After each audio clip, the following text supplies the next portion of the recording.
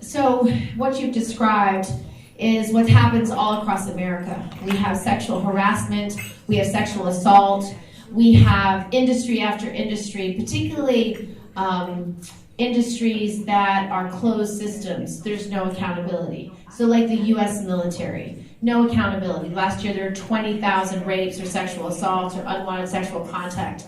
6,000 were reported openly. Less than 2% resulted in conviction. That's how terrible it is. And among the women and men who came forward, 59% were retaliated against for coming forward and trying to get justice. So that's a terrible workplace. You look at a college campus, again, estimates are 1 in 5 young women will be raped before they graduate. That is a terrible statistic in society at large. So I have a lot of advocacy and legislation to begin to solve these problems, and I can describe all of them. The most important for the workplace in general is stop the forced arbitration clauses and the non-disclosure agreements. You have to have a federal law that mandates that you are not required to sign that. I have a bipartisan bill to do that. If I could just get rid of Mitch McConnell, we could get a vote on it. So it would pass, and we got to vote on it. So I will work on that. But more than this, more than any one policy idea, is the notion that we have to start valuing women. This goes to a fundamental statement about what kind of country we are, what kind of culture we are. And I gotta tell you, I'm really sick of it. I'm so friggin' sick of it. I can't tell you how angry I am that Democrats turn a blind eye to sexual assault, sexual harassment, and any reforms that value women in the workplace.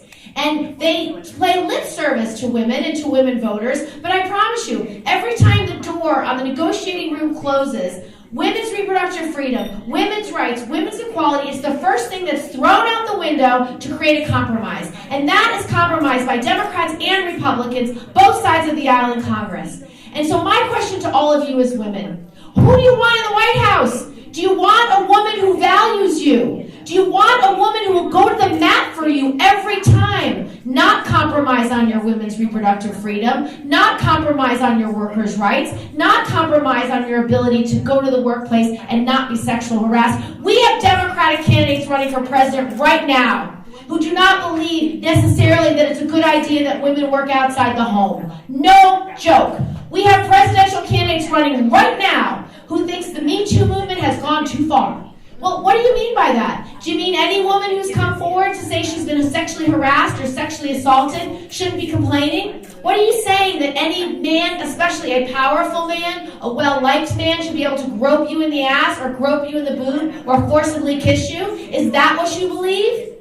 We have people who are running for president of the United States as Democrats who believe the standards for the Democratic Party are too high. Really? How would you feel if your child was groped anywhere on their body? How would you feel if somebody that you know and love is forcibly kissed without their consent? I don't think it would be okay then. So, let me ask you, as women of labor, in one of the biggest, most male-dominated industries in the world, let me ask you, who do you want in the Oval Office when that door closes? Do you want a champion who's been fierce for women's rights for over a decade? Or someone who's just getting to the table today?